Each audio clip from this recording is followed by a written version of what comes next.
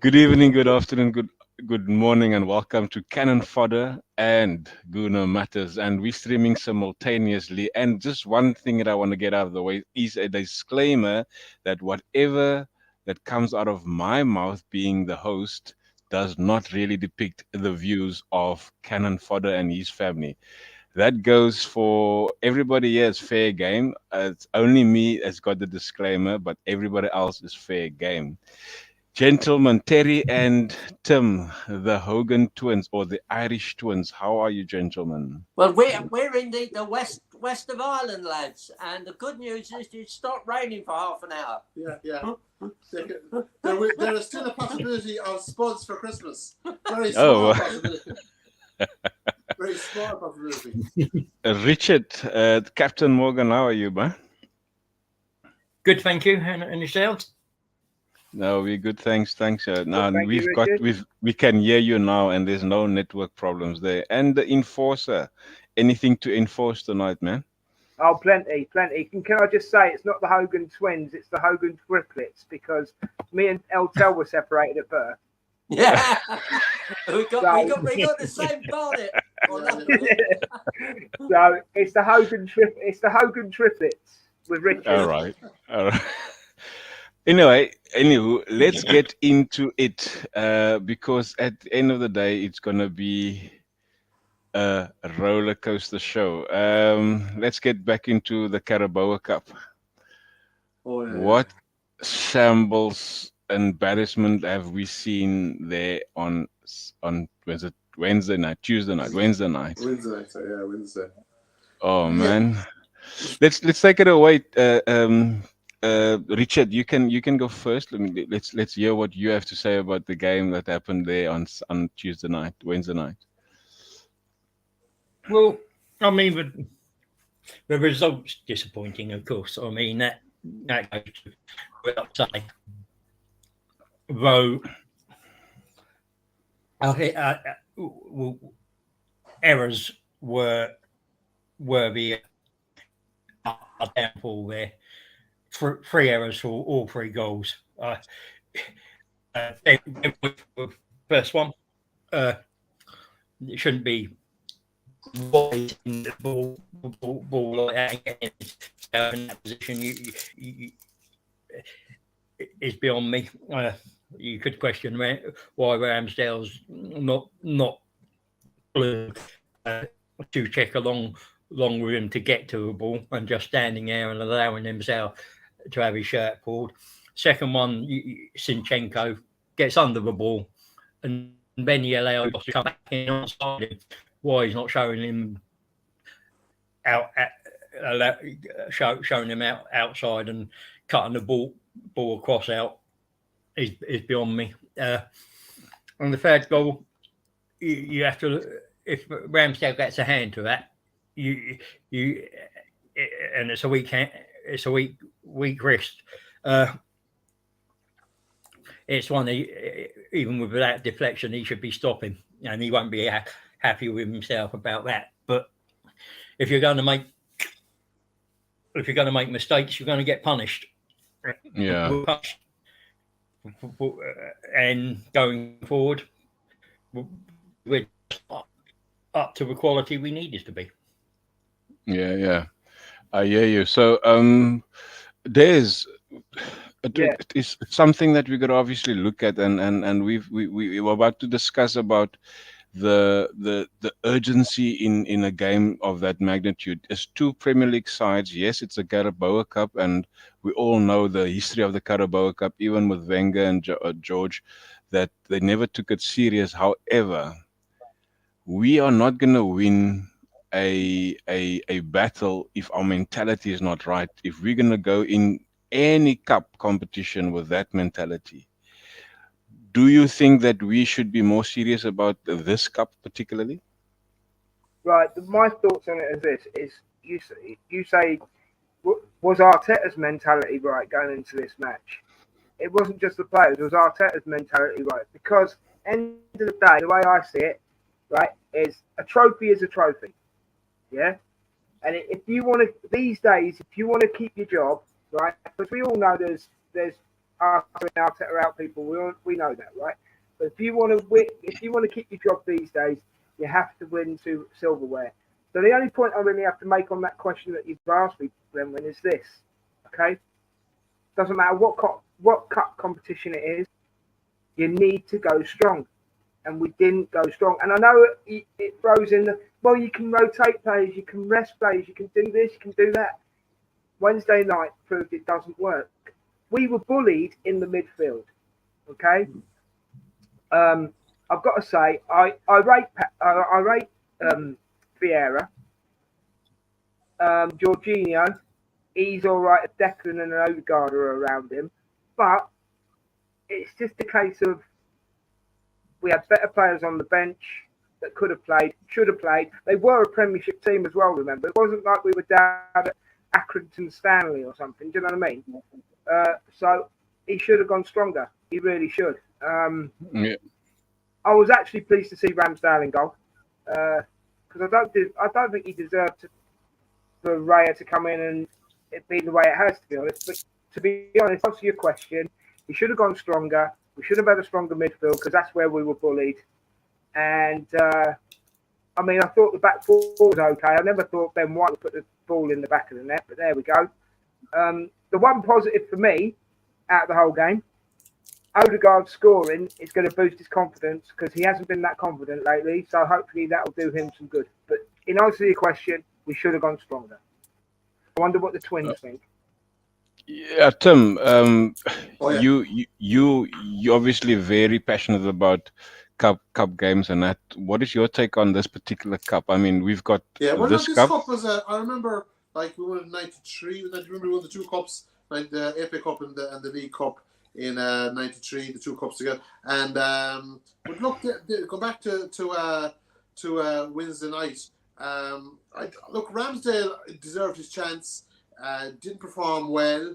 He really now there could be a small bit of an excuse in the sense that the Saliba wasn't there, and let's say Tomiyasu now is nearly he's our left back, we'll say at this stage. Now I was very impressed with whose name I'm going to murder now, but Kawar, the Polish guy at right to the back. Kiwior, yeah. Kiwior. So Kiwior, I thought he was good.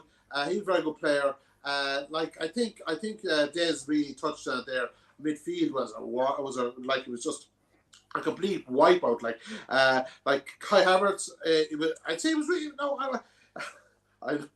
I'll be the only person positive about him tonight, but I felt he was good enough in the first half.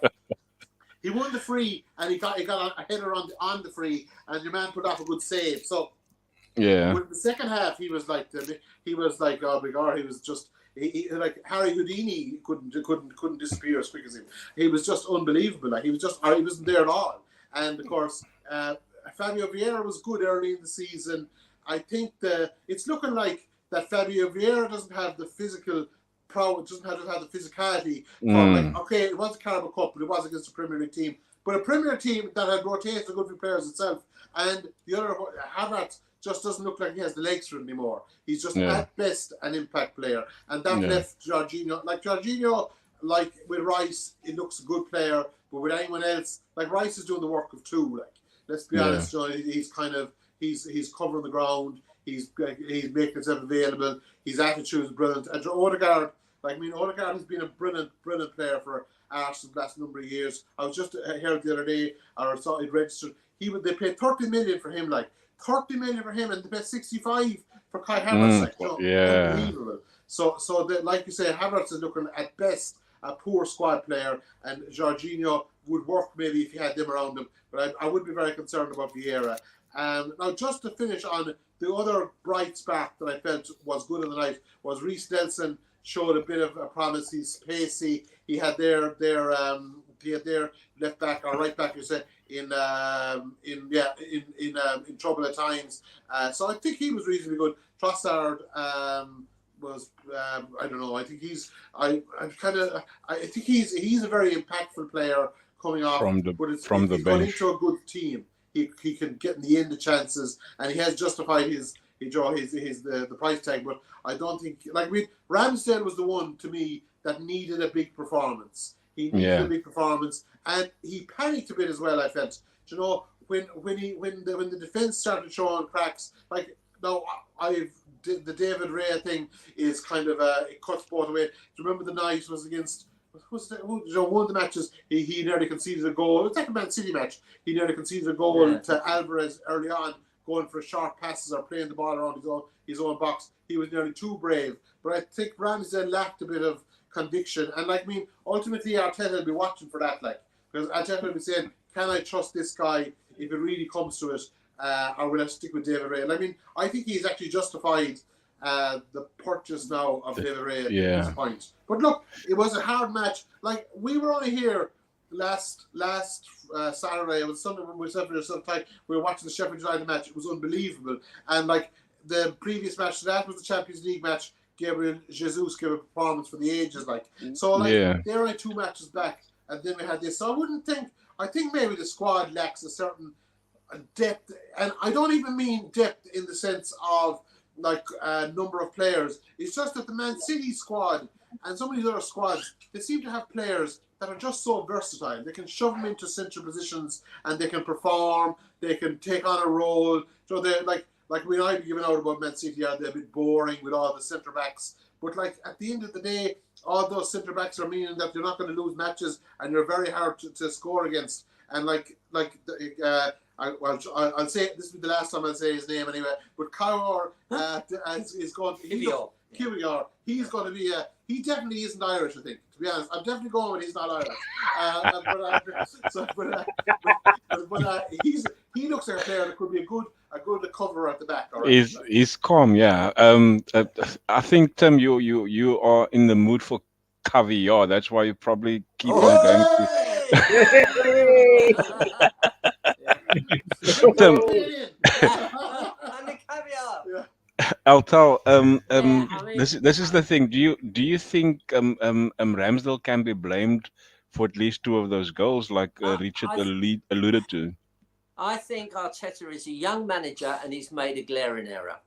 You either should have got Raya, have the courage of your own convictions and bought Raya and sold Ramsdale, or kept Ramsdale. And we've now got the worst of both worlds. We've got Ramsdale's lost all confidence. His wife has just had a baby after losing one, I think, as well. So he's got all of that stuff going on at home. He's got enough on his plate. Great, congratulations to them. They have a little baby in the house. And now he's got the worry of this. And, there's a lot to be said for having one of the England goalkeepers in your team. It gives you, dare I mention the word kudos, after the last guy scored the last goal. But Arteta, he looks like a teacher. And I've been in this situation in school where you have a class for a whole year. Fine, you impress them and they're all fired up. They like you. There's a new way of doing things. And then very rarely, but if you have the same class the following year, it's fine for about the first 4 or 5 months. And then they get a little bit sick of you and bored of you, and you begin to not be able to see the wood for the trees. And I feel Arteta has coached them so much. They're overcoached. Poor old Trossard on the wings. He always looks like he's been up all night. The big black circles. He's trying to work out all these systems. Well, mate, where do you want me to be? No, don't be there. Go over there. And you've got players like Reece Nelson, who's an instinctive player, very fast, along with Martinelli. They're the 2 fastest players. Yeah. But he's the sort of guy you've got to, what my dad would say, give him his head. Wenger did this sometimes. He'd say to the players, right, I'm going out, stay behind after the disaster, whatever the match it was, sort it out yourselves. And I got a feeling that this team would be 10 times better if they were allowed to sort it out themselves. You've coached them. You've coached them to within an inch of their life. Now stop coaching them, all right? And also, to be honest, he was set up to fail there because West Ham played a strong team. As Des, the enforcer, was saying, they overran us in midfield. If you look at the great Arsenal teams, we always had a powerful midfield. You know, and we had a powerful spine. We had Adams at the back. We had Vieira and Petit in midfield. All these were powerful bite at your teams. You weren't going to be scoring goals easy with them. And this thing about the League Cup, I'm one of the few people that have been to all of our League Cup finals. And I remember we had 2 losing cup finals back in 68 and 69, I think it was. Or no, 69 and 70. That was against Leeds and then Swindon Town. But the determination that produced in the team without the manager doing a lot, same team, they were determined, and we had our first double. Yeah. When George Graham came in, what was his first trophy? We played Liverpool. That's right. Liverpool, who were in their pomp, in their ascendancy, and they'd never lost when Ian Rush scored. And I'd just been married a year or 2, and I said to my wife, I've got tickets for the final at Wembley. She said, oh, I'd love to go. So we're standing there at the Arsenal end. Rush scores. Oh, we've had it. We've had it. Oh, my. And the next minute, Charlie Nicholas somehow gets one back and then scores the winner. And that was the foundation of the team moving forwards. And the same thing happened in 93? We beat Sheffield Wednesday in 2. Yeah. Now, I don't think we'd have won the FA Cup that season had we not beaten Sheffield Wednesday a few months before. And that was in their heads. Sorry, and that was just to reiterate your point. That was a Sheffield Wednesday team that had Carlton Palmer and what's his name, John Sheridan, the central midfield. They were good midfielders. Yeah. So Arsenal had to really take them on like that. I think he played in those. Played in one. Definitely. Do you remember John Jensen? He played. He was Dutch, not Dutch, Danish. Danish. Yeah. He was a very good player. Yeah, he was tough. He wasn't a great talented player. But he was very abrasive, and they probably lacked that. Like Jorginho looks like a player that probably the legs are probably time is catching up. I think. Well, Tim, isn't it about time we stopped buying Chelsea rejects? I mean, for crying out loud, we had W Man, didn't we? We couldn't even bear to say the fella's name. Yeah. He wouldn't run himself. He wouldn't run. To Altel's point, in terms of the mentality and the overcoaching of a coach in Mikel Arteta, Richard, I've got this thing in my mind. When I saw the performance of Arsenal, and take nothing away from West Ham, yes, they played very well. But I believe, even in the first half where we dominated possession, the instructions was clear. You just play the game. There is no hard press. There is no creativity that was a left to right, back and forth. There's no penetration into the defense of West Ham. Would you say that the instruction of the manager is to say just go play the game? Whether you win it, it's good. If you don't win it, that's even good. So I mean, that is just in my mind the thought that the manager gave an instruction and the instruction was clear in the performance. That is my opinion, and I want to pose that to you guys. Have you seen anything to that effect?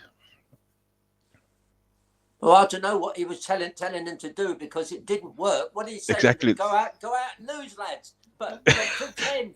I mean, what, lads? Come on, let's be serious. What? John Gunnar John put up a thing on social media of Kai Havertz about 3 or 4 years ago, playing in the German league. Looking like a world beater, looking like a man against kids, you know. Where has that guy gone?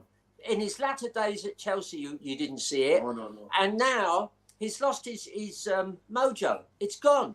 And I don't see it coming back. His body language is all wrong. And if you start overcoaching him, well, it's finished. He has to be an instinctive, intuitive player. Not somebody who's told, don't stand there, stand there, stand there. You know, I mean, Pep Guardiola, you've probably seen on the internet, he marks the pitch out in squares and rectangles, and you mustn't have 2 of your own players in the same square. Yeah. What is going on? You know, it doesn't work like that. And especially unless your guys are very intelligent guys, there's going to be a lot of players out there who play it off the cuff. Some of the greatest players we've ever had played it a bit off the cuff. And that makes sport exciting. Yeah. But this constant, they call it the U, isn't it? You can't penetrate the middle, so you go to the left wing, and then you bring it back to the middle, and then you go to the right wing, and that doesn't work. So you go back into the middle, you go, and you keep making this sort of U shape around the opposition. It's boring. It's Yeah, it boring. is, People pay big money to go and see these games. Often travelling. I know a guy from up here in the west of Ireland. He managed to get 2 tickets, one for his son and himself for the North London Derby. And he'd been trying on the ballot system for like 10 years since his kid was a baby. And he finally got it, and we go and blow up with Spurs in front of us. People pay big money. They look forward to coming to a match. I want to see Arsenal giving them value for money, and what we did. And listen, it was the old Upton Park ground. It's now this place called the London Stadium. My son goes occasionally because it's normally easy to get tickets for. There's a car park near it, so you haven't got all the stress of the London tube system through the sort of rush hour and all of that, which is another problem when people are trying to get to these matches. The London rush hour is cooking at that time of night, and. So Michael and his mates, my son and his mates, they all go in 1 or 2 cars together, and he says the view isn't great. I think they've got a running track around the outside or something, or maybe they put seats there. But he says it's at least you're not costing a fortune, because a lot of these matches, certainly at home, cost an absolute, and it's almost impossible to get an away ticket now. Almost impossible. Richard, do you think? Sorry, go on. Oh, wait. Richard, sorry, Des, come back to you now. Richard, do you think Arteta could have done or said something different to the team as to what you've seen in the performance? I know you're very analytical on certain games. I mean, the only things there I'd possibly wasn't much dissimilar was I'd have had Kivior on instead of Zinchenko and Saliba. And I'd have had Royce alongside Jorginho and Vieira. Smith Rowe, Vieira and Royce, but as Smith Rowe was injured, I would have gone Jorginho, Royce and Vieira, and possibly even put stuff up top, and then brought Eddie on off the bench, but. That squad should have been strong enough. Yeah, on paper it was strong. I mean, I think that was the same team that performed against Bar, Rice, and Martinelli against Sheffield. Yeah, and, I mean, we had West Ham, we've got Newcastle, we've got Sevilla, then we've got Burnley. The West Ham and Burnley games were the optimal games for getting some of those players game time that you might need later on in the season. As I said, I mean, I might have tried from the start because of his energy and thing, but if he gets injured and he's out for the Newcastle game and the Sevilla game, and we lose them, we're all moaning. But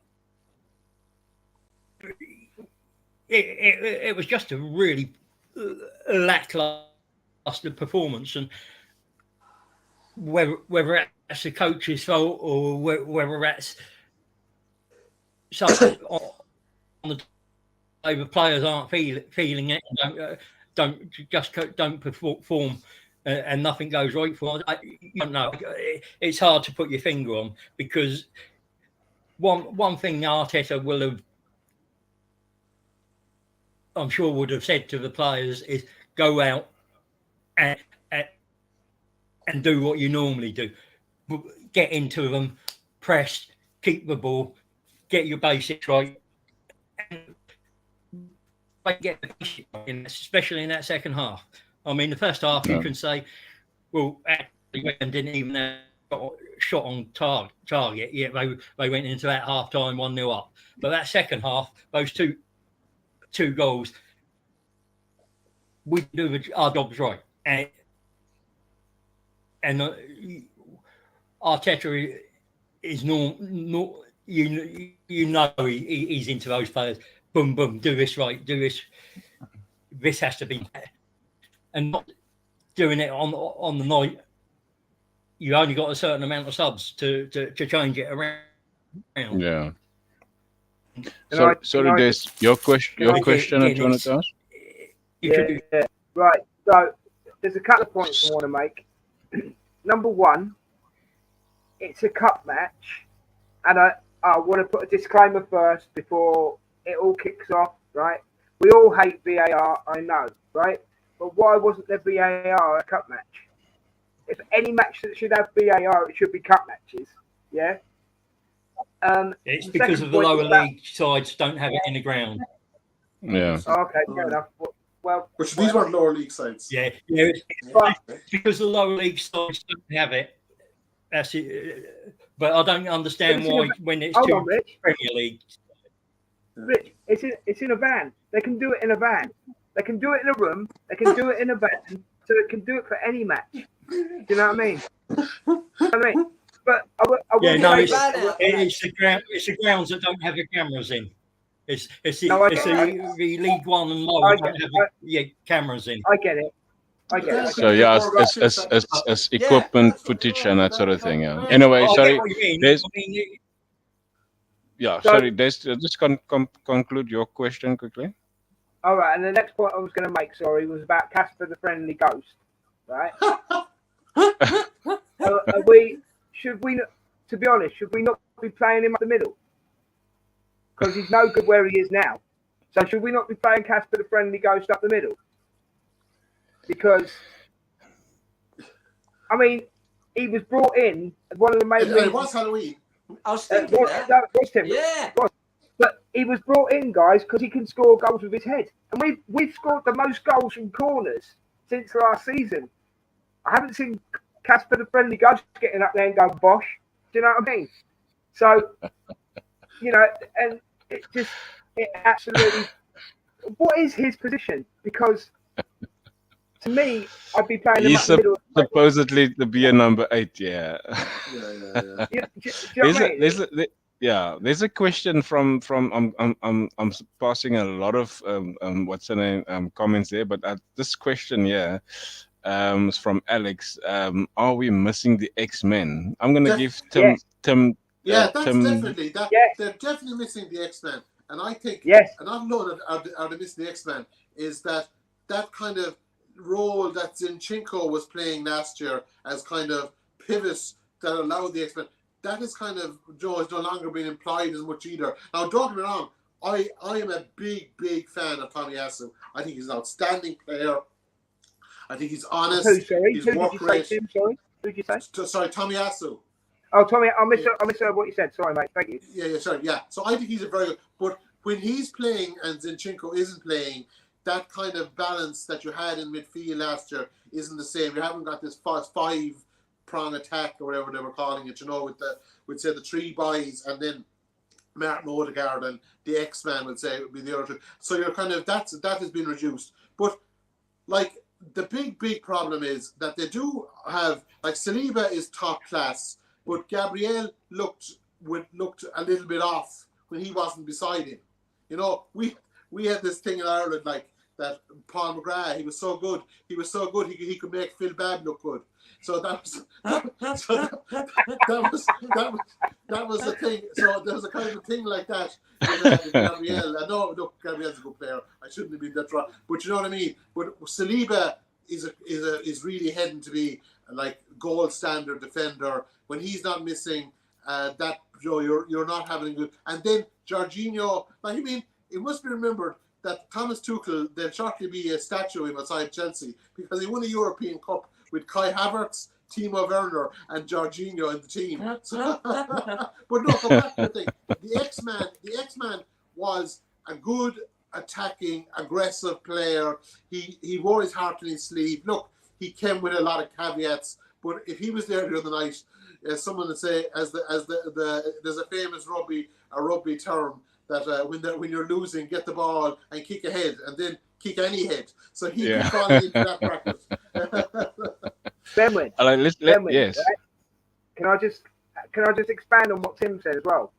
Right? Yeah, go for I it. would rather have Xhaka in the midfield this season. Well, it's kind of like a weird thing, but I'd rather have Xhaka in the midfield than Partey, right? Because Partey hasn't even been there. But also, I would have offered the X-Man a 1-year rolling contract. So Yeah, I think you're looking for trouble now with a lot of fans. no, Even though I'm not looking for no trouble. It would have made sense. It would it would have made sense, but I mean, I think he left at the right time, having had Nah. such a good season. I think this season would probably be a total different ball game together. Lads, can I just say the elephant disagree. in the room that none of us is mentioning is, you know, the way Arteta has said this season, I don't want people to be able to work us out, I want us to be unpredictable. Well, the goal that the passage of play that led to the corner, which led to West Ham's first goal, was because Zinchenko had inverted into midfield and there was nobody covering that left back spot. And that's but why, if you remember, that was the situation almost every game last season. Yeah. Most of the goals that we conceded came through that position because he was out of position. Yeah, and Kudus' goal was that. And did you notice, what's his name? Gabriel Magalhaes. He was doing his nut at Zinchenko, saying, I've had to bust a gut to head the ball over, and then I've consequently, the opposite, West Ham scored from the corner. The players must know. If I was one of those players, I'd be going in the dressing room and shouting at whoever needs to be shouted at and saying, this system is not working. Every team knows. Even the most amateur tactician will know as soon as Zinni inverts, there's a massive space. There's a massive gap, yeah. And that's the difference between Tomiyasu and Timber that has played in that position. If they invert, and when it's time for to defend, they are in the left back position. And that makes them different to Zinchenko. Zinchenko is not a defender, and we have to be honest about it. Let's go into the live chat for a little bit and see. There's a couple of comments there. Alex is in central Costa Rica. There is good afternoon. He's greeting the H man. Yeah. Ashley D. Hi, Gunners. Tuesday night was embarrassing. We can't even use the team put out as an excuse. That was a good team. Exactly my point, Ashley. That's why I'm alluding to the instructions from the manager. Evening, Gunners. John de Giza. Hi, John. Gordy's. Des is one of your neighbors here. How away the lads. Welcome to the fortress, mate. Okay, that's tomorrow. The enforcer spitting facts, as long as you're not spitting into the TV screen, yeah. Thank you, John. And happy birthday to Ian Wright, 60. Yeah, very good. 60. Okay, we had, yes, he's 60, man. He's still looking good. Yeah. And Mr. Lee, good evening, panel. A very painful lesson on Tuesday. Are we still trying to take the positives from another early exit from another cup? Still haven't learned anything. Nah. Richard, did we learn anything? Richard? Yes. Did we learn anything from Tuesday? There wasn't any. You do learn from defeats, but I mean, I think you look at it. But again, I mean, I'd probably be annoyed if we were losing to a Port Vale and Exeter, and we were putting out kids. He hasn't put. Should have put up more of a fight. But this season we haven't been conceding, and most of the goals we've conceded are our own errors and from mistakes we make, which is will be the frustrating thing. I mean, apart from the kudos goal, and I still say that's defensive error on Zinchenko's part, but the other two goals shouldn't be happening. Yeah, Ben White shouldn't be come through. Shouldn't come in a through the position middle. to Yeah, Richard, in yeah. fairness, He should be. I've got to say He this. should be heading it that way.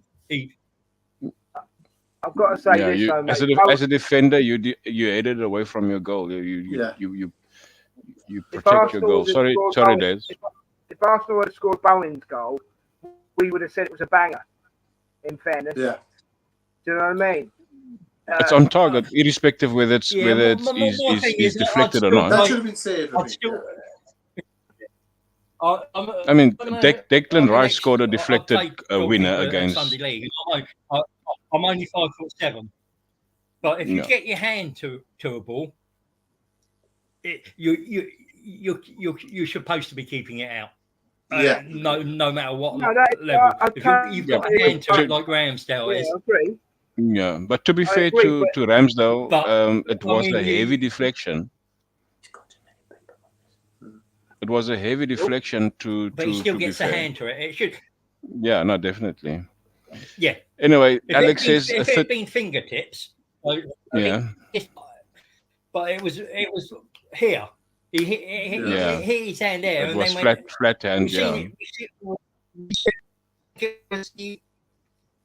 was it the Fulham game or game before he got replaced by Araya, where he got his hand to the ball and the ball was handed, and he had a couple of them last season as well, where he got a hand to the ball and it still goes into the net where he hasn't kept a strong wrist, and it's probably my only criticism of Ramsdale is sometimes those shots get past him. Yeah. And that, other than that, I think he's pretty good. I mean, if been on Souček for the first goal, I'd have been breaking Souček's arm. Then we just bang on his arm and get rush forward and punch a few people in the head to get as I'm getting the ball. But that's the way you got to be rough and tough. And he just you gotta be ruthless, correct? Yeah. All right. But, I mean, yeah, we have to toughen up. We can't say, oh, it's West Ham, it's a cup game, and we can stroll through it. All right, let's continue. And that's it. I think that the sort of attitude is we can dominate this game and still go through without having to do anything extra. Yeah. Let's continue with the guys in the chat quickly. With a performance like Tuesday, Ralph says, "Are we still optimistic for our match against Newcastle? Are we going to get to the Newcastle game just now? Play like we did. Newcastle will love to put 3 or 5 goals against us. Currently, they are a confident team." John de Giza says, "2 Bob Cup, the Caraboa, don't take it too seriously." And Alex is responding, "It's a cup nonetheless, John. If you don't respect the League Cup, you will play for it. And if he was not taking it serious, then don't put the first team teamers out." Yeah. And again, point, actually.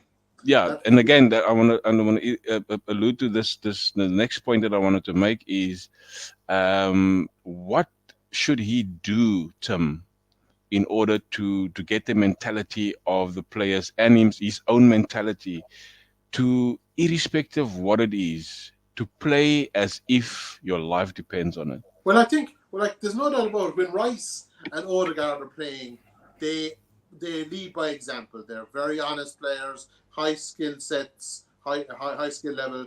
They put in a savage work rate. Like Odegaard got the goal, it was the 95th, 96th minute. So he's the type of player, when he starts and Rice start, you have a stronger midfield. And let's be honest, I know it's a cliche, the best form of defensive attack. When you have Martinelli and Saka, I'm like, that's the Alex made a point there, like, you know, putting out the first team, like bringing on Saka when the game was over. That was it was over. It was mad stuff like Yeah, that. it's a setup. Yeah.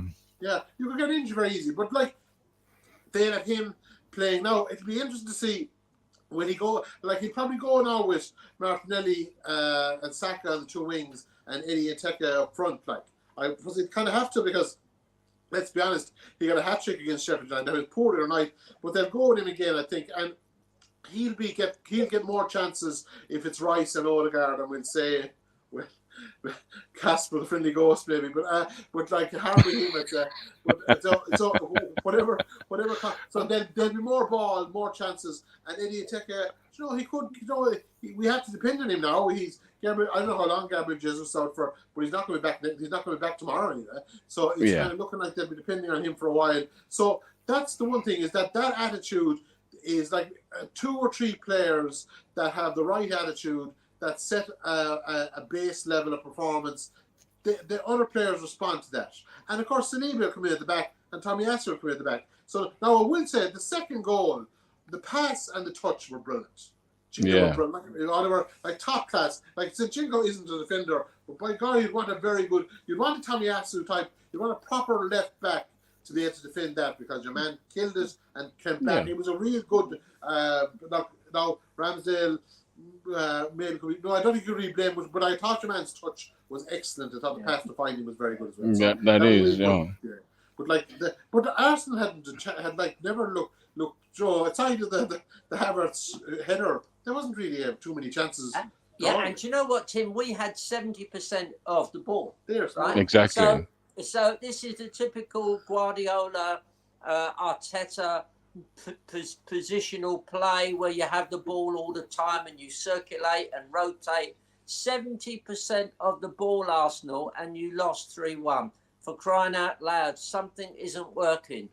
And you know, it would be like Arsenal just when we don't expect them to do well up at St James's Park to suddenly pull out a great victory. It wouldn't be unlike. I mean, we sometimes do that. What I do worry about is that a certain team whose initials begin with TH, and I don't mean Terry Hogan and Tim Hogan, a different TH, right?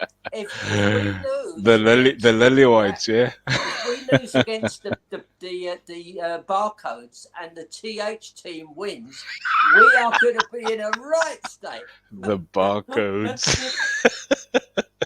There's what must Arteta do? What in the good earth of God must Arteta do to change the mentality, mate?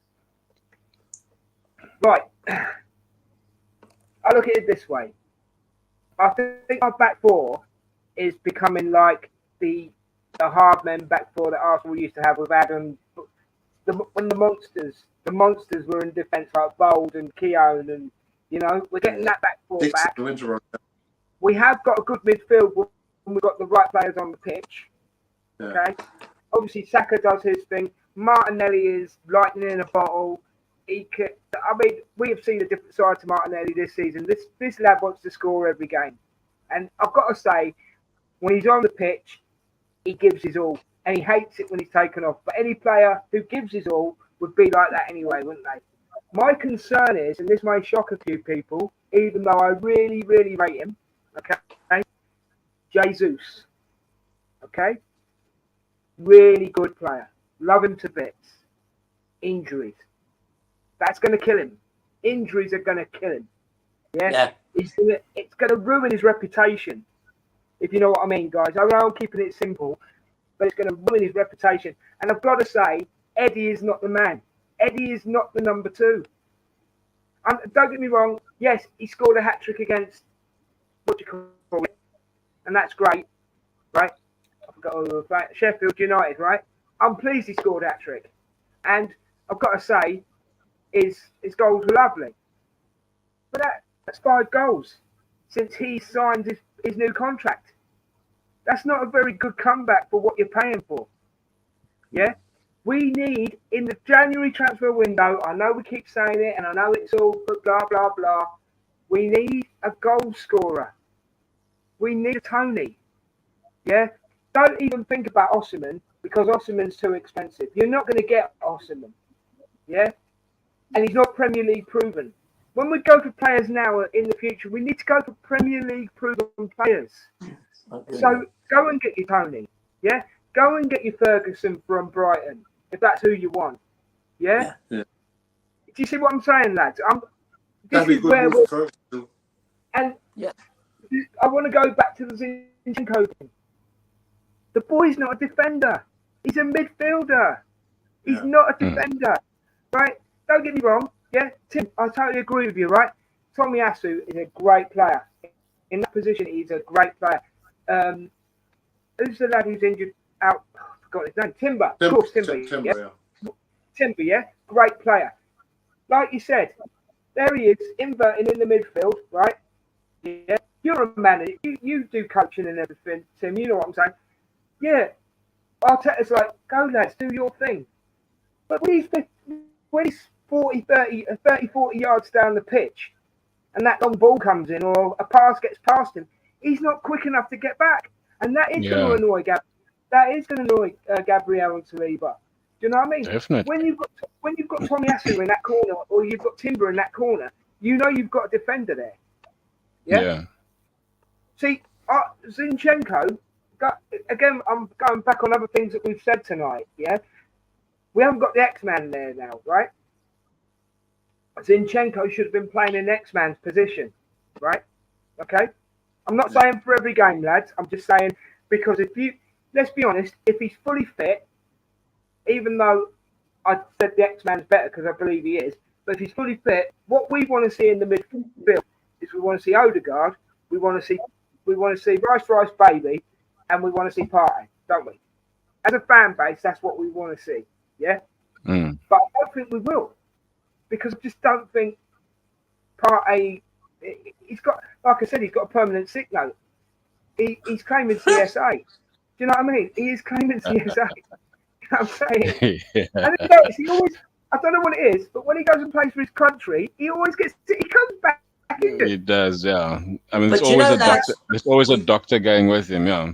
But lads, we haven't got the cast iron defence that all great teams have. Yeah. And had we had a cast iron defence on Wednesday night, we would have won that 1-0. And that would have been a 1-0 to the Arsenal. Yeah? We actually would have won it. Sort that back line out, Arteta. Sort out a left back who can play in the left back role so we don't have teams constantly hitting us there. Yeah. Yes, it's a very good point. Your ideal back four then? Sorry. Well, who is your ideal back four? Because we've sent Tierney away into the wilds of Basque Country. That was a mistake. That was a mistake. Yeah. Well, I will put Tomiyasu at left back. I'm still not convinced that White as a right back, but is as good as we've got, and have Saliba and Gabriel and play that team again and again and again.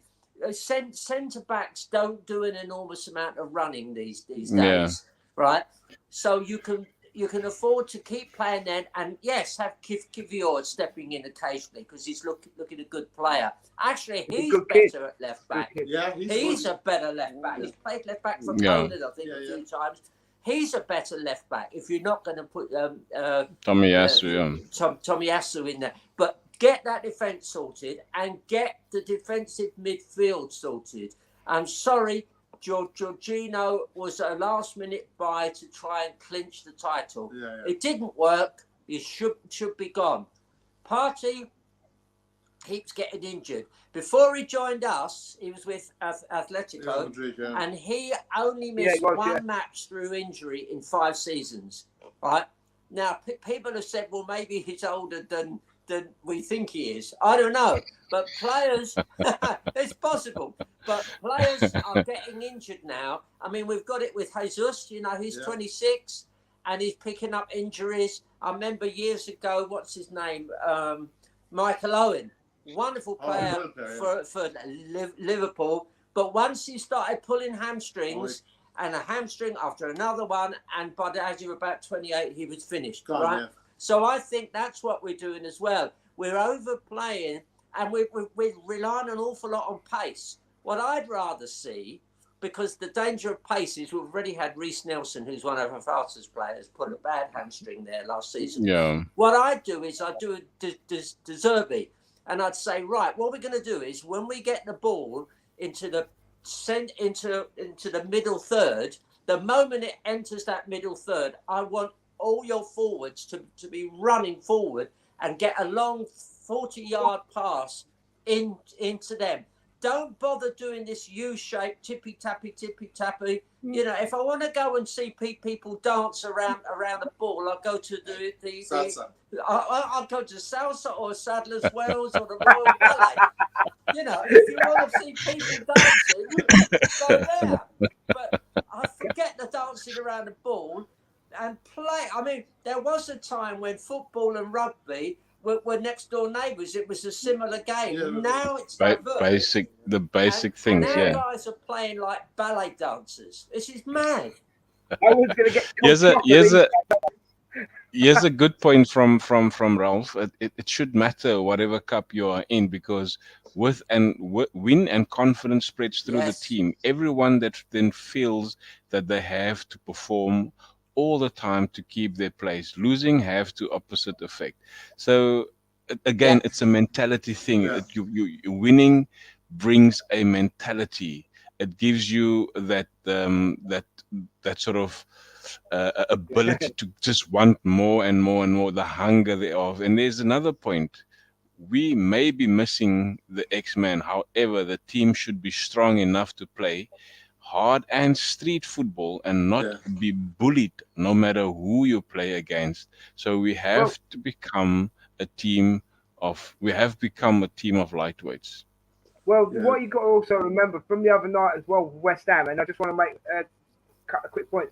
West Ham will now come to us now in the league and think, oi, we can bully these boys, yeah. And the because other thing, they've got the mental power over it. Yeah. And the other thing I wanted to just go on a point that Eltel made about Partey only being injured once when he was in Atletico. Well, Atletico must have softer grass. Yeah. Yeah. You know, it's softer grass, so he didn't get hurt. Do you know what I mean? Probably foam. They probably play on foam cushions or something. You know. Yeah. Yes, two questions from the brothers. Ralph is asking Raya Ramsdale for the away match to Newcastle and Raya, and then obviously Alex is asking the Gea is still a free agent. Would the panel go for him?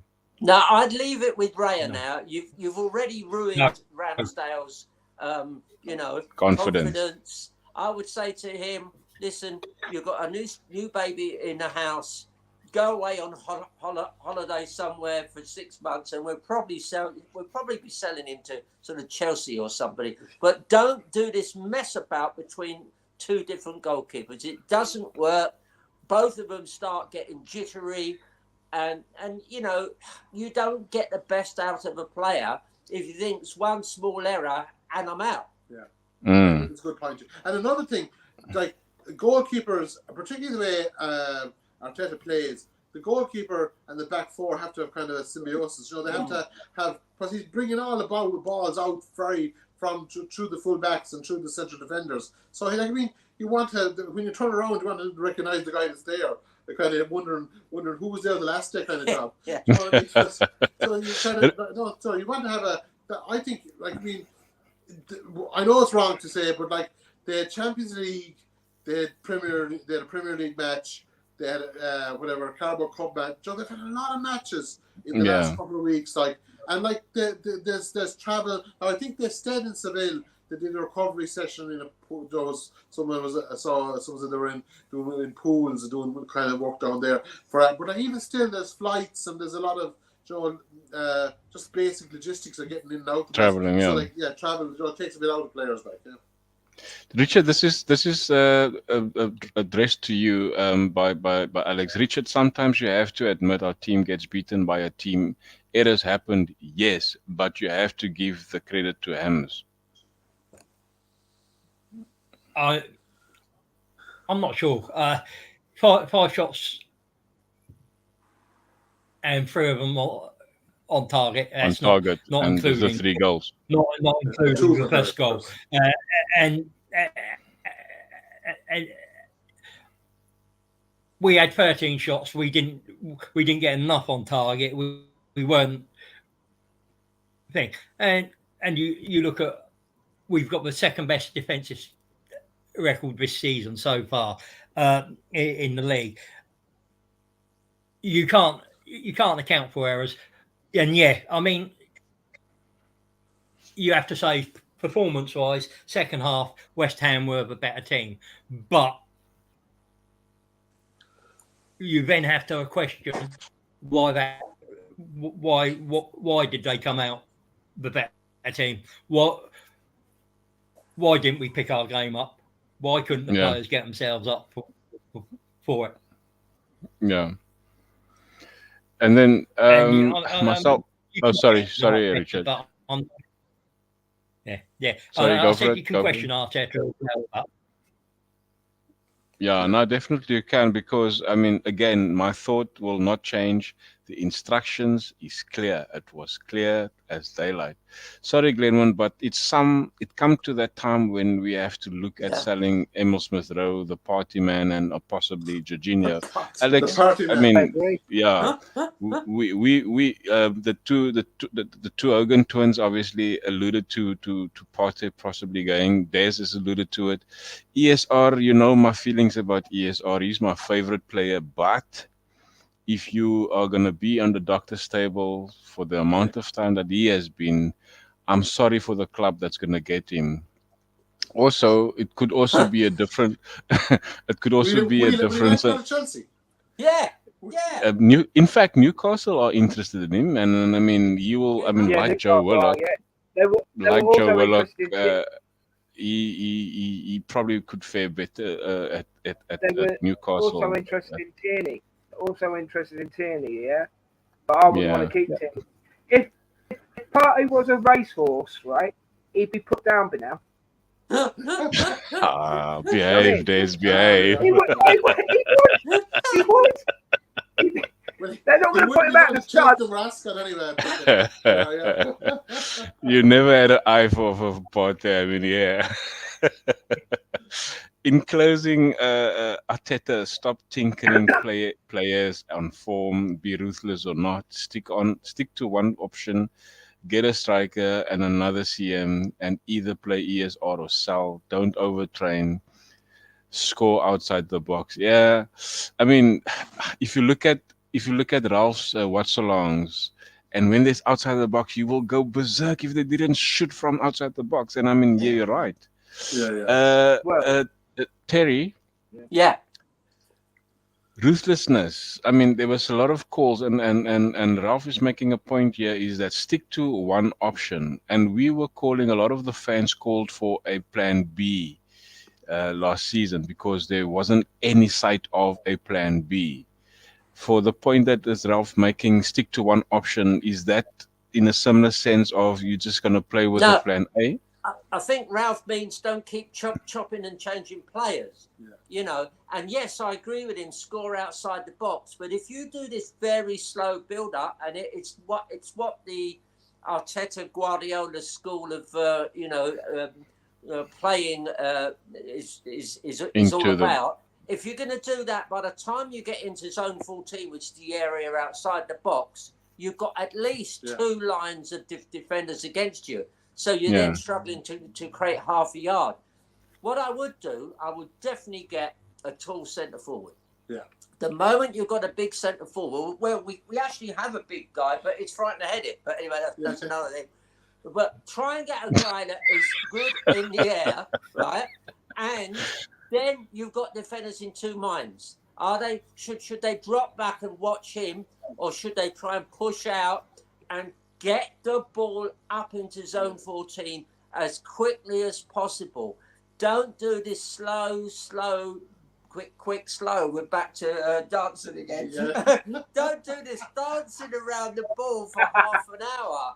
Yes, the stats look very good. We had 70% of the ball. How many did you score? One. How many other score? 3. All right, well, never mind. At least we won it on stats. You know. Yeah.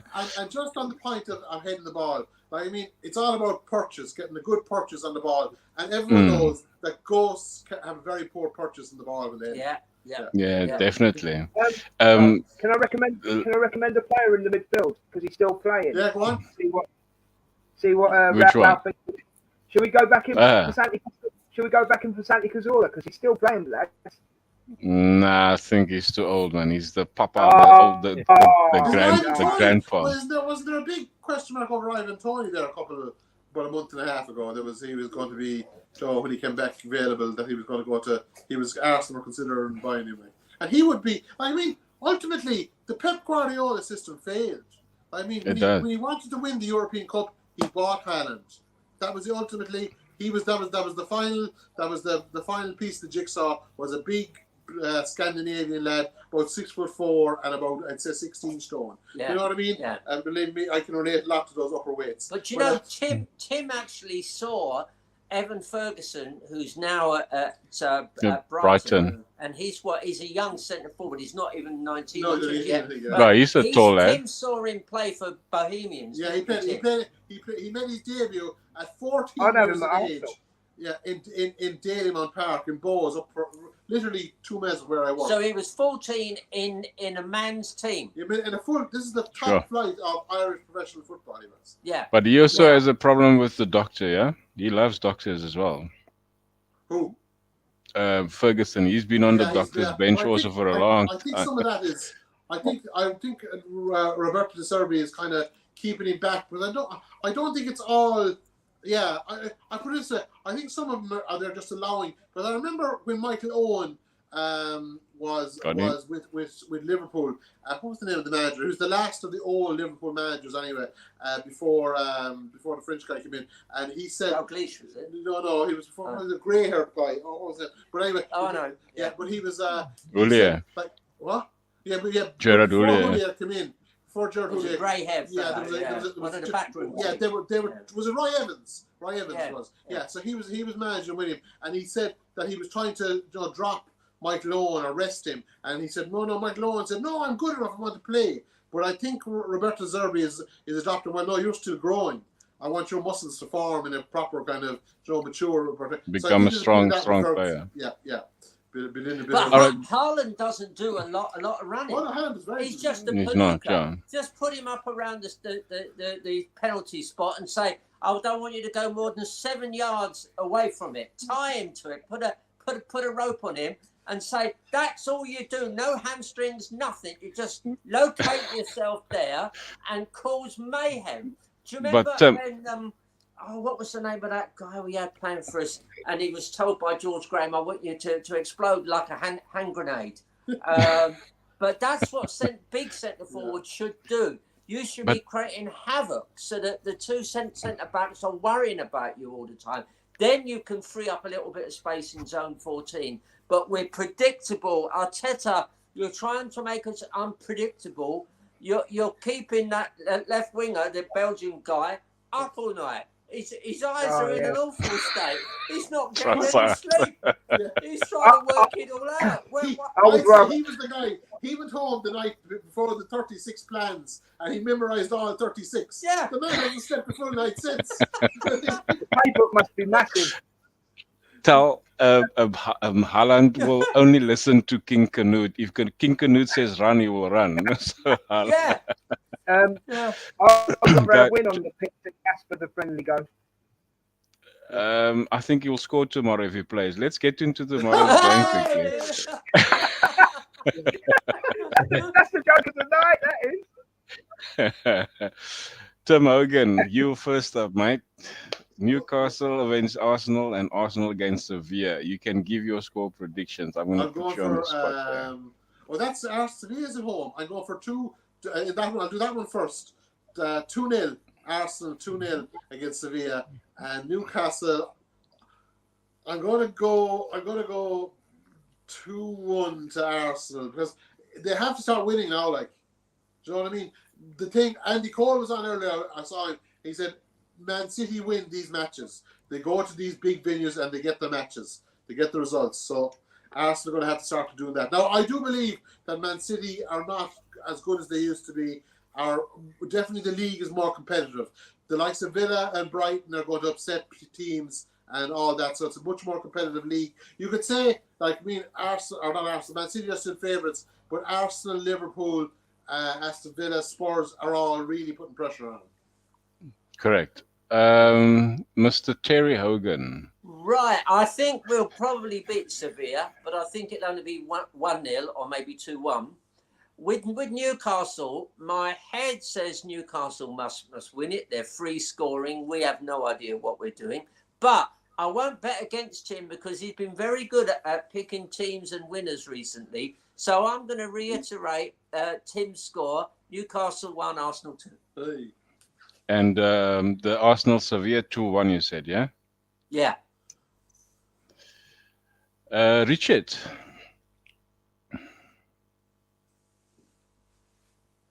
Richard, are you there? Newcastle Arsenal 3-2 to us. Yay! And the Sevilla game 2-0. 2-0. Is that 2-0? 2-0, yes. Yeah. And the enforcer? 2-0. 2-0. Sorry, what was the result against Sevilla last time? 2-1. 2-1. Oh, 1-2, yeah. Yeah, I'm gonna go with my maturer brother Terry and say 2-1 for Sevilla. Well, Oh, Newcastle. Oh, and you're living up there, so yeah, I know. This is what's making it so hard, Tel. This is what's making it so hard. But I'm Isaac, gonna go to the game. Go down the pub tomorrow. Yeah. Isaac isn't playing, so what you guys gone 2-0 to Arsenal against Newcastle. Hey! Yeah, Oh, and the That's crowd it. went wild. that, I've got that same scoreline on my side. I didn't obviously keep space for me because you are the guest. I had a 2-0 as well. Here's something from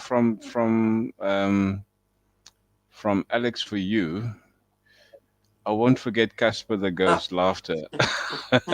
Prefer that name than the come into number 1, now 29. Come on, Tim, number here's a question. 29. Your time is up. Here's this Come in, question. number 29. Your time is up. Tim, is there any player you think Arteta has not think- improved? I think Casper the Ghost is definitely it's improved him to be quite an achievement. Let's be honest. And I think the W man as well. I don't think I'd like to see his CV. I'd say it could evolve straight Chelsea to Fulham. I don't think there was anyone in between. I mean, this thing about Arteta improving players, yes, he has done that, but only with very young ones. He definitely didn't improve Tierney. He just overplayed him too much. He hasn't improved. Pepe. Oh my God. Do we have to talk about that? What did you bring him up for?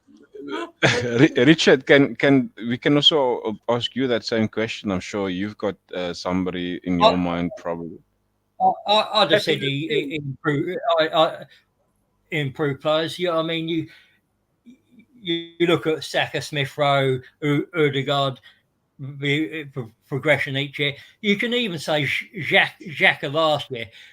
From what he'd done for previous seasons, that was an improvement. That's a good point, yeah. He doesn't. You're not going to improve every player, but you want to improve most players, and he's not doing a bad job. Can he? No, I think he's doing a good job in that regard. Yeah, Well, I think for me, he has improved White pretty much. White has been a very good player since he's come back to Arsenal. When he was at Brighton, he wasn't anything close to what he's now. No, and they were playing him as a centre back though, weren't they? Yeah. See, I think he's too small. I think he's improved Saliba. Yeah, but Saliba in itself at Marseille, you could say that he was a player already. I don't think that falls on Arteta. Saliba was a good player when he was on loan for the time that he's been there.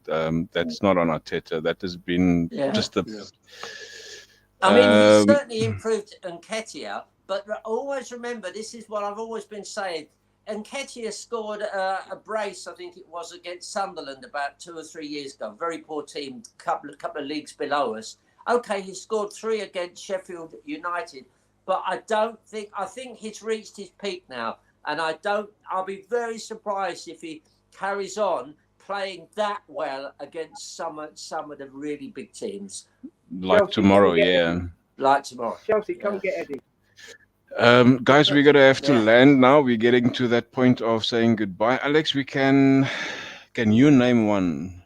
Okay, Alex didn't name one, and there's a question. We've spoken about players who are injured, but can the panel tell us which other players could be sold in January? Emil Albert? Smith Rowe. I can tell you one would be Suarez straight away. Suarez, yeah, that's a good one, yeah. Yeah, Cedric said can go. Yeah, maybe El Nini. El Nini. I mean, maybe El Nini. There's quite a if you're few. going to get Quite another a few who could midfielder in. go. I mean, even. I mean, I will say.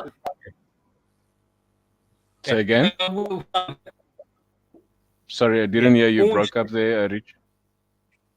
yeah, I will say Ornstein striker will be a priority, but he's not sure whether that will be January or summer, dependent on what our finances are. But striker is our next big signing. Must be, according to him. He's the man in the know. So there's in fact, Arteta was asked a question this afternoon, pre-match interview. Why is the prices on the players so high? I don't know if anyone have seen that interview of Arteta. He agreed that the players are very expensive, but then again, he also tried to get out of it because again, it's not his player, it's not a player of his choice, so he can't speak about it. But the clubs obviously have the right to ask what they think that they're worth. Yeah. Here's a question for me, and you know what, Alex? I'm not Arteta out. Arteta has obviously changed quite a bit of dynamics in the club, especially the cohesion with fans and players, and the positivity that we've seen since he's been there, and since the bad seasons that we had. So he has changed quite a bit there. So I think this season, half next season, probably, if he doesn't do much, then I would probably change my mind. But for now, I'm still.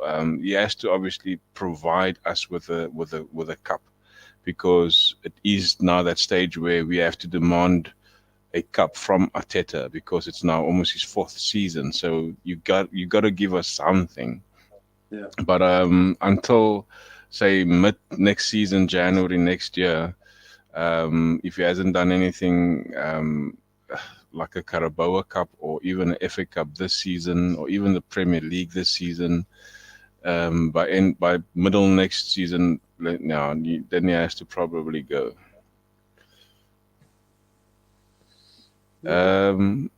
Sorry, the assembles. Wow, excuses already. I'm not sure what excuses he's referring to. Strike 1 for Arteta, 3 more to go. Yeah, that is it. Richard, your last thoughts, mate? yeah, it's the sound keeps cutting out. So, I mean, for me, pretty much like you, this season he's got to get another cup. He got the FA Cup in his first 6 months in the job. He needs to win another cup. He needs to be hitting 86 points plus, and see, preferably lifting the Premier League this season.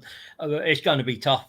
Man City are favourites, but if you're hitting 86 points plus, you're going to be pushing them close, and an FA Cup, and at least at least the knockout stages of the Champions League. if not the quarterfinals, finals, semi-finals of that. If you get a little bit of luck with a draw and stuff, because you could be faced against Real Madrid or Bayern Munich or one of the big guns there. Yeah. So yeah, and that's going to be a tough matchup for anyone. Terry, your last thoughts, mate? Well, my thoughts are that Arteta's still a very young manager. He's meeting things that he's never met before. And unfortunately, the boys at the other end of the Seven Sisters Road have finally brought in a guy, Postecoglou, who's been there, done it, won at all the grounds, all the clubs he's been with. And I hate to say, but there's a TH looming, not around him and Terry, but I'm afraid the boys at the other end of Seven Sisters Road, I don't normally worry about them or think about them, but if they carry on the way they're going, and don't forget, Postecoglou is resourceful. He's been there and done it, and Arteta is bumping into situations of his own making. This Raya Ramsdale conundrum, totally unnecessary. And nobody's ever talking about why Steve Round went. What happened there? Do you think Steve Round turned round to him and said, "You're doing something wrong"? And Arteta likes to have the limelight. He I think only once when he had COVID did he let his second in command talk after a game. And of course, Ramsdale, I'm suspicious that he thinks Ramsdale has got a little bit of a flamboyant character, and even the opposition fans like him. He's a real character. You know, he gets the banter going. And sometimes when you want to be the bee's knees, you don't really want a flamboyant player. He's playing for England. He's a good-looking lad. He's doing ever so well. And suddenly... Is that you talking about? Me, yeah. Steady. I'm not looking in the mirror here. Oh, yeah. But I just worry that Arteta wants the limelight all the time. Even when he's lost, he's got his excuses ready, and he's Mr. Indefatigable. There's a word. There's a word for this time of night. But you want to get out on the travel? But definitely Arteta has got inside the heads of other managers as well, and in media. And there's an anecdote I read last week that was it Brighton were playing Man City last week, was it? Yeah. I think it was Brighton were playing Man City, and people were saying this was a derby, and they said this is the tight pants are off derby. In other words, they see him as this character that he's a major influence in the style of football that's been played, but he probably has been elevated to a position that he probably didn't deserve. No, he didn't win the Premier League last year.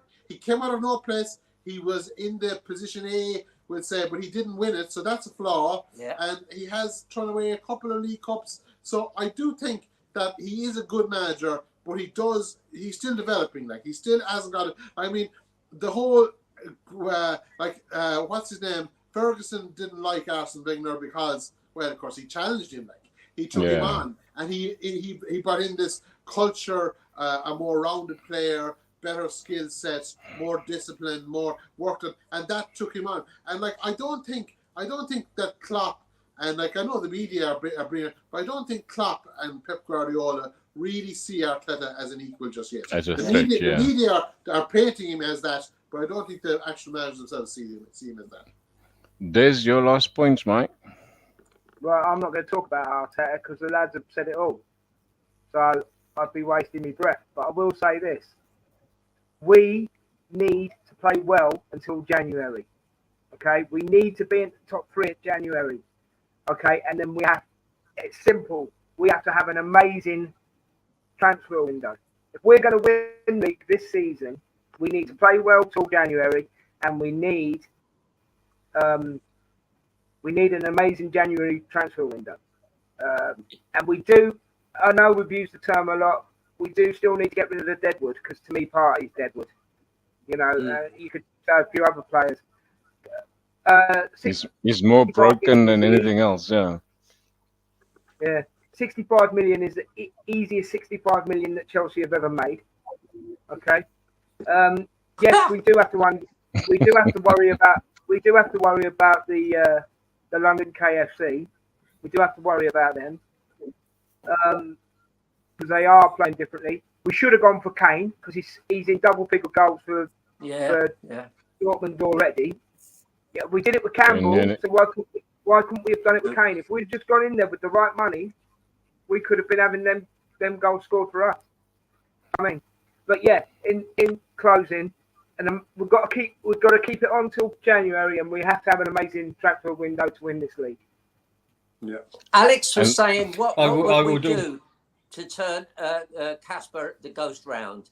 What I'd do, John put up a thing, and it showed all the stuff that Kai Havertz had done when he played for that German team. Right now, what he did was he played on the right of midfield, coming in on his stronger left foot. Oh, yeah. Right, that was his gehet. That was the way he worked. Now we've got three players who play in that position. We've got Ødegaard. We've got a guy that look like Van Dyke the painter. What's his name? Vieira. Hang on, he's got the little beard. Vieira. So you've got Van Ødegaard, Dijk. Vieira, and now you've got Havertz, all of whom and Des, but all of whom want to play off that left-hand side. So, but that's what I do with him. I'd go back and look with him maybe, or on my own and my backroom team, look at where he was effective before and where he was ineffective in his latter days at Chelsea. Figure, and don't where ask he's him to do anything now, new. Don't say to him, we want you to do this, and this, and we want you to vary this and change that from match to match. Don't do that. The guy is going to be up all night trying to work it out. It's like a game of Chinese checkers. He doesn't know where he is. I think with Havertz, if you give Havertz the freedom to play, I'm sure he will do better than be coached. Yeah. This is my last saying. Arsenal is not serious, and that is going to be our downfall. Arsenal is not serious at all. We have to get serious. With that said, it was a great night, a great show, gentlemen. Thank you. Tim, Terry, Des, and Captain Morgan, thanks a lot, and the guys in the chat. This has been Cannon Fodder and featuring Guna Matters. Simultaneously, we were streaming, and again, whatever I said, it was my opinion, not the opinion of Cannon Fodder. Hit the like, subscribe, and go over to Guna Matters and do the same. Cheers, everybody. Enjoy the game tomorrow. Bye, and everybody. God bless. Bye, everybody. Cheers. Bye.